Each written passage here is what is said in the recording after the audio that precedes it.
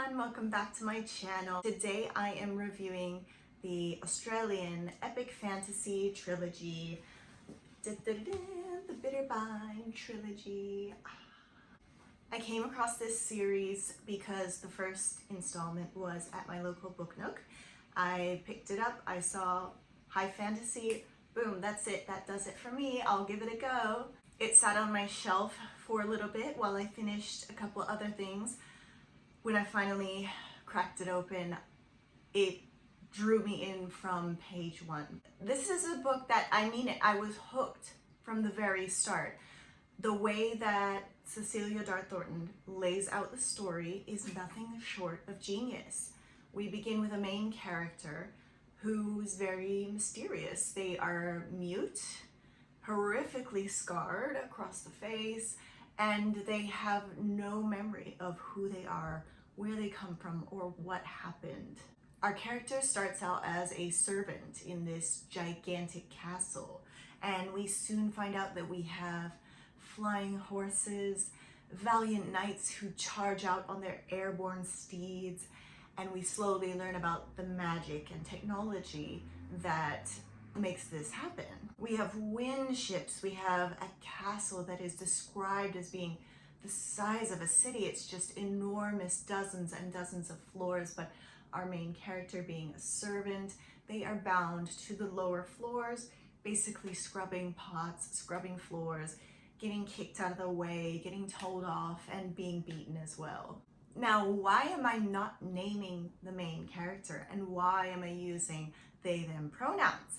It's because this character at the start does not know what their name is, and because they are just a simple servant at the lowest ranks in this castle, no one bothers to give them a name. And just to avoid spoilers as well, I will just say that this character starts out believing that they are one gender, and we later find out that they are another. Our main character believes they are just a no one, but if that was the case, we wouldn't really have a story. So living as a servant, our character gets to gather around the fire in the evenings with the other servants and listen to stories. Stories about the world they live in, stories about the folklore and the dangers that exist in the outside world. This is one of the massive strengths, in my opinion, of this series. Cecilia uses storytelling within the book as a literary device to lay out some exposition for us, and this is how we learn about this expansive world, the magic, the folklore, and how we are introduced to the whites. One of the key aspects of this book, being based largely on Celtic mythology, is the existence of these whites, these otherworldly magical creatures who are categorized into two factions, the Seelie and the Unseelie. The Seelie whites can be neutral or even beneficial to humans, while some of them are just pranksters.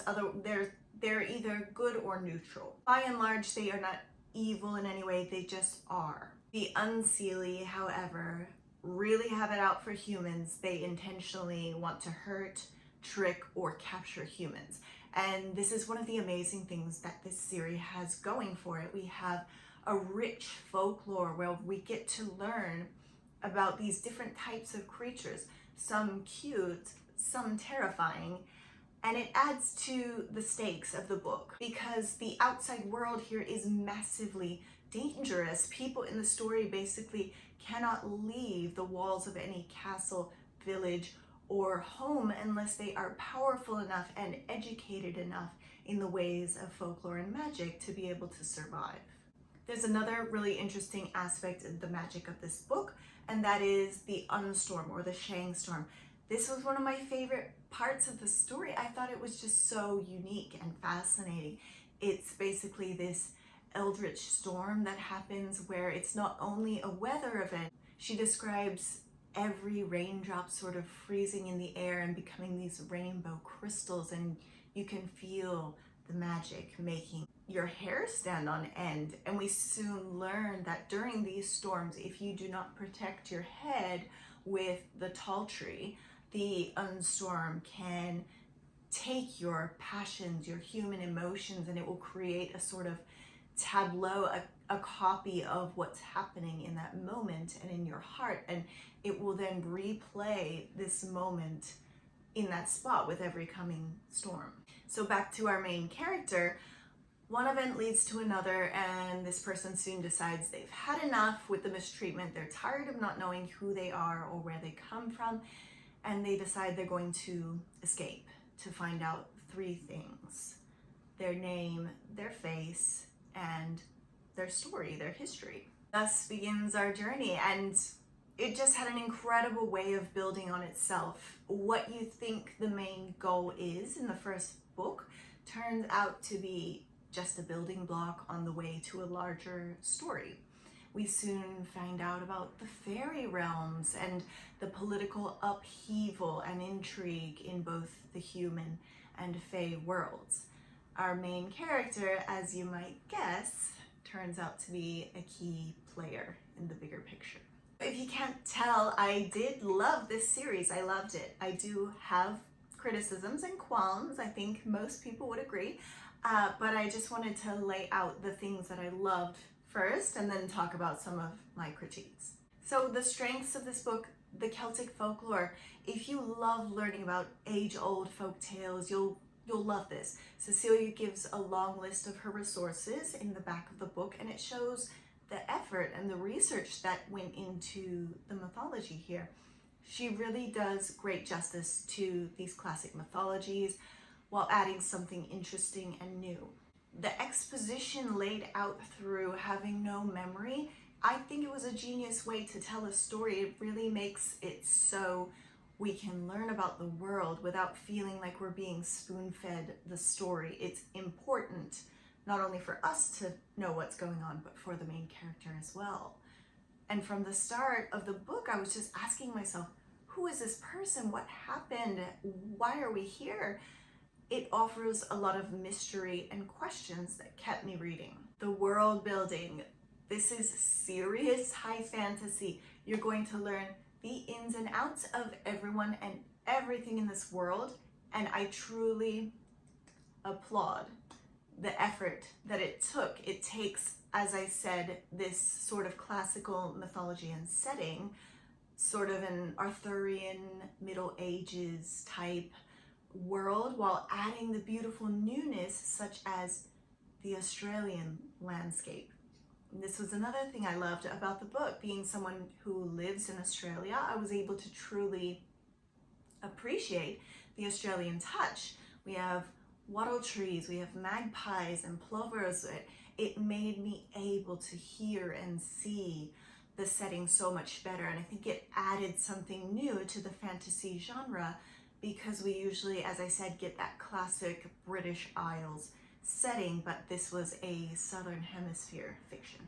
I also loved the non-stop danger with the whites. It really upped the stakes and the excitement, because from the minute they step out the door, it's just a barrage of appearances from these wild eldritch beings, some seelie and some unseelie, and you're always asking yourself, oh God, what's next? It added this element of surprise, suspense, and excitement. And I got so completely lost in this story because as I said, I needed to know what happens. She lays out this mystery, and it's just, to me, it was truly something incredible. I finished the first book, 600 pages, in 4 days.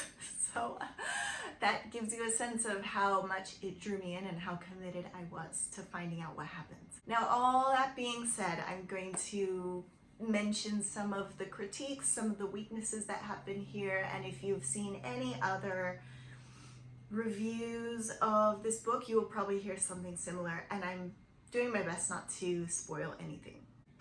Now, if you were to submit these books to a literary police tribunal, I think that some charges could be laid for thesaurus abuse. You could definitely claim that there is a large vocabulary going on here, and I get it. Some people don't like that. You don't want to be pulling out a dictionary every page you read. However, I would argue that you don't really have to do that. If you have a strong enough grip of the English language, you can usually figure out an unfamiliar word by the context. However, again, I understand if English isn't your first language, or if you just prefer a simpler, more straightforward vocabulary, you know, this might not be for you. And because this is high fantasy, we've got a lot of names of people and places. It's high fantasy. It's a massive, expansive world here. So there are a lot of names of people and places, even multiple names for the same person. That can be challenging. It definitely can, but she helps you out a bit. She puts a map of the world in the front of the book. There's a reference in the back for some of the words that she uses in other languages. So it was not a problem for me, but I could see how somebody might not like that. Another thing Cecilia Dart-Thornton does that I think people could critique is we have some very long descriptions. She will spend a whole page just describing the room you're in or what people are wearing, and some people don't like that. Some people just want to get on with the story. But for me, it gave a chance to really paint a picture. It inspired me. I wanted to draw what I was reading. There's this beautiful, deep descriptions of detail, and it added to that high fantasy world building aspect for me. Then, of course, there's the ending of book 3. If you have read a singular review of this series, you've probably seen someone say something to the effect of, "What the fuck was that ending?" And honestly, I get it.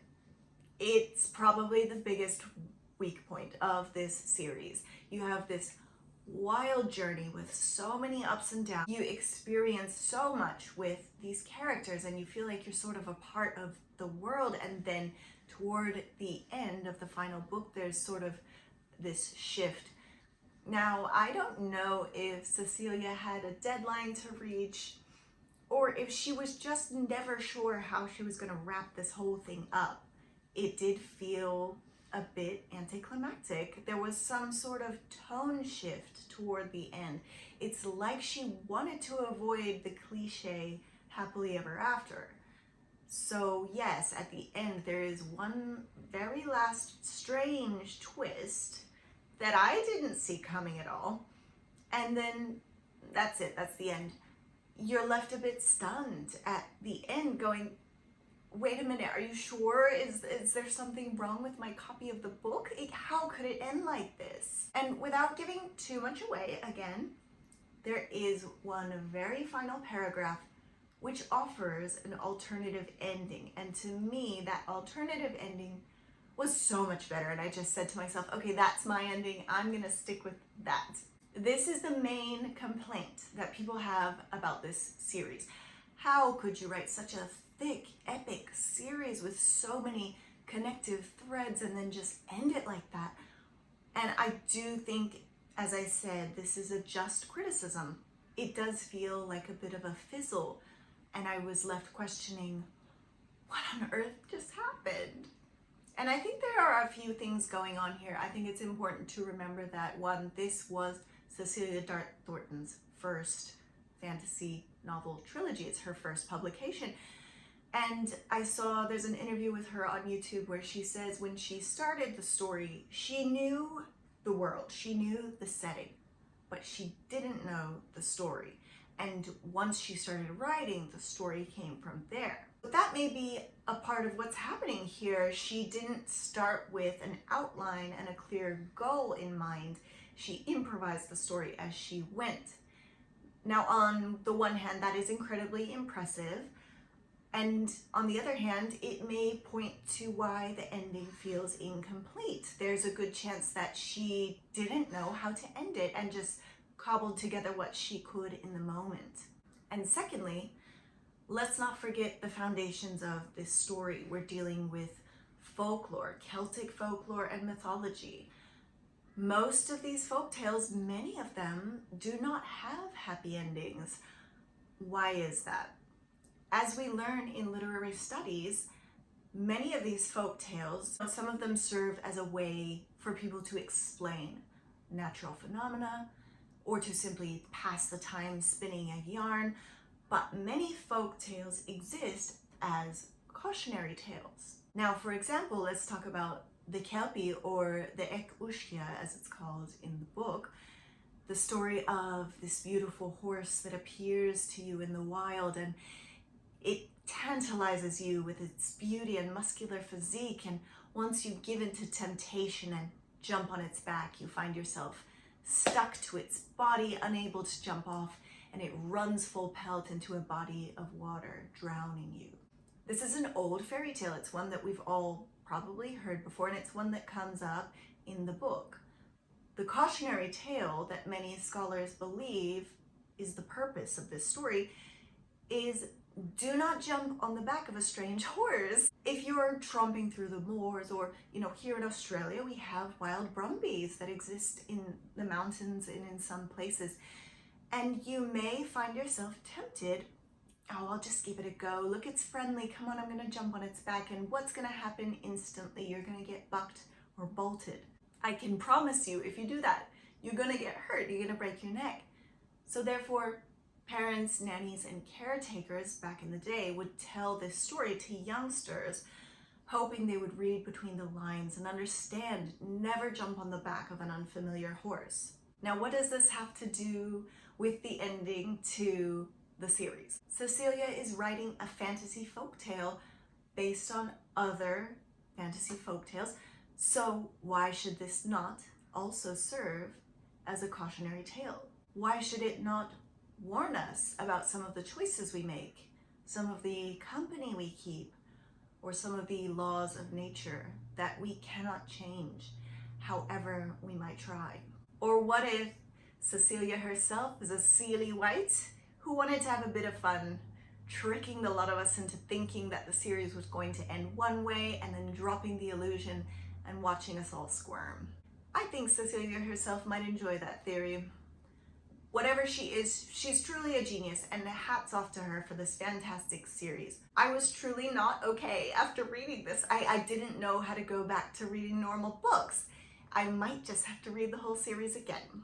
If you can handle an unhappy ending and a thick, expansive world with a whole lot of poetic description, I cannot recommend this enough. I absolutely loved every second of it.